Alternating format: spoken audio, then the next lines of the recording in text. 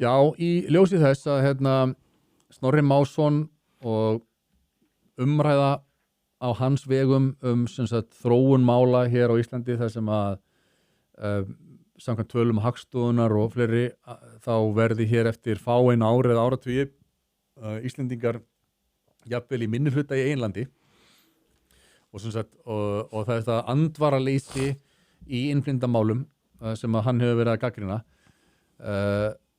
þá er eins og ég hef verið að benda á mjög mikilvægt að horfa til nágrannalandana og við höfum öll heyrt söguna af því og svona lesið fréttir af dönskum stjórnmálum hvernig jafnaðarmannaflokkur Danmerkur, sósíaldemókratar sem eru systurflokkur samfylkingarinnar þegar í Danmörku hvernig þau skiptu kúrs og tóku í raun og veru upp stefnu þjóðarflokksins. Þjóðarflokkurinn þótti vera algjör nasistaflokkur sem var sem sagt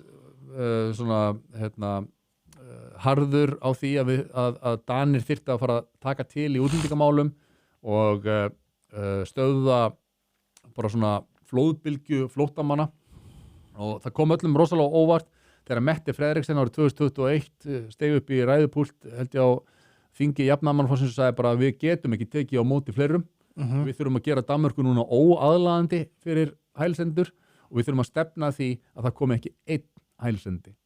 Hún talaði þannig, hún sagði bara við ætlum að komast niður í 0 og allir voru bara, Mette Frederiksen þetta var bara eins og Helga Vala Helgadóttir myndi allt í einu fara að tala og viti menn sósíaldemókratar ruku upp í fylgi og Mette Frederiksen var náttúrulega forsætisráðherra og þjóðarflokkurinn hann bara hrundi niður fylgi eins og fólk hugsa, akkur hefur að kjósa eitthvað öfga hægri ef að miðjuflokkarnir að taka upp góða stefnu. Nákvæmlega. Við höfum öll heyrt þessa sögu en ég sá stutta heimildamynd á YouTube sem að segir nánar hvernig þetta kemur til og hvaða sem að var til þess að Mette Frederiksen og sósíaldemókratar snerust svona punktinum og ég ætla að spila fyrir einhverja svona 3 mínútur úr þessari 20 mínútna löngu heimildamynd sem að segja með þennan kafla svona hvernig þeir fengu þetta reality check og við skulum horfa á þetta. They just hadn't been talking about it publicly. And when they finally did, the statistics were shocking. Denmark had accepted immigrants, mostly from the Middle East, North Africa, and Somalia for decades. But integration wasn't working. Ethnic enclaves formed in Danish cities, communities where Danish wasn't the main language, where unemployment was high, education levels were low, and crime was a growing problem. The government started calling these areas ghettos. Not as an insult, but an official designation. If a neighborhood had more than 50% non-Western immigrants and scored poorly on employment, education, and crime, it got labeled a ghetto. By 2018, Danish politicians were openly saying these immigrant-heavy districts were a threat to national unity. The government plan was titled A Denmark Without Parallel Societies, No Ghettos by 2030, explicitly framing these neighborhoods as threats to social cohesion and the welfare state. Prime Minister at the time, Lars Løkke Rasmussen, stated in his 2018 New Year's speech that ghettos could reach out their tentacles onto the streets by spreading violence and that cracks have appeared on the map of Denmark. And the numbers backed up what he was saying. Immigrants made up about 14% of Denmark's population, but they accounted for 29% of violent crime convictions. That's more than double their share of the population. Then there was the cost. In 2018, Denmark's Ministry of Finance released a bombshell report. Immigrants from non-Western countries and their children cost Denmark a net 31 billion kroner. That's about 4.2 billion euros in a single year. Danish taxpayers were stunned. A relatively small immigrant population was creating a massive drain on the welfare state they'd spent generations building. But nothing made immigration feel more personal than housing. Denmark already had one of the most expensive housing markets in Europe. Prices were skyrocketing. Young Danes couldn't afford to buy homes.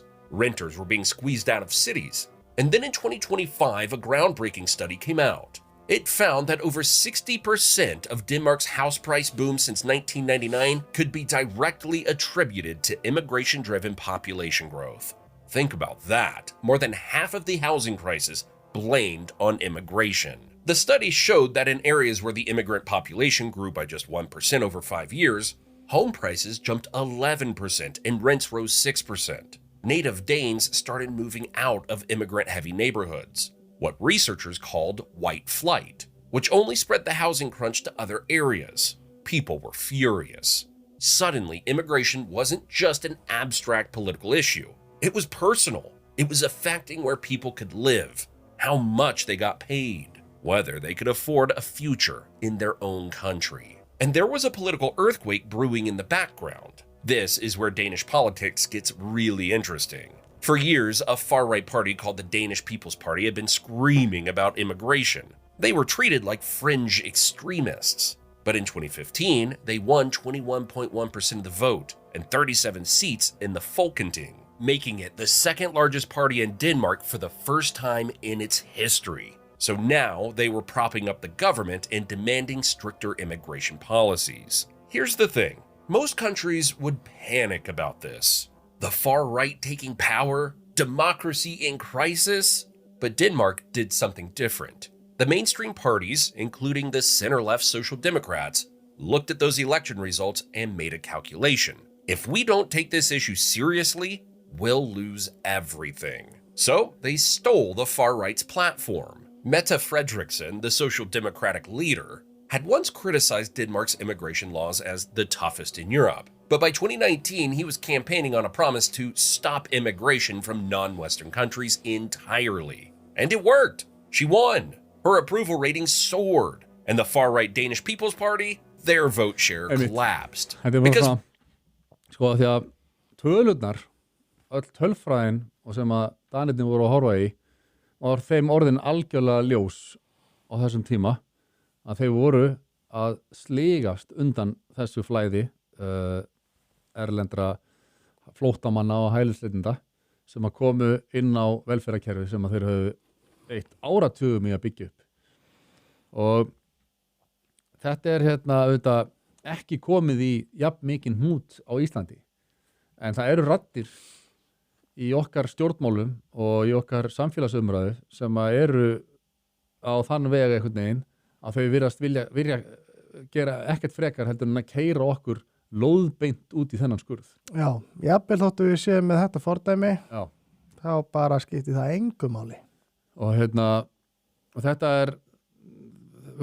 þetta er ekki bara í Danmörku, þetta er í Svíþjóð, þetta er í Noregi, þetta er í öllum þessum nágrannalöndum okkar og við höfum ennþá færi á að forða okkur frá þessari þróun og ég þetta er ekki með allar lausnirnar en ég held að það væri bara mjög vert að skoða það hvort að við getum ekki einfallega sett allar hælis umsóknir héðan í frá á bið eða sem sagt bara hætt þessu í einhver ár 5 ár eða 10 ár allavega og greiða bara úr því sem komið er og hjálpa þeim sem eru komnir nú þegar að geta fóta sig almennilega og passa upp á að þetta fari ekki í einhvern hnút.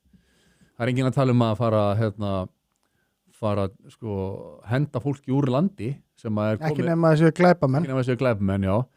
Það er enginn að tala um það en til þess að fólki sem nú þegar er komið geti komið sér vel fyrir og aðlagast og orðið partur af samfélaginu þá held ég að við hefðum gott af því að hvíla álagið sem er á kerfin. Já, 100%.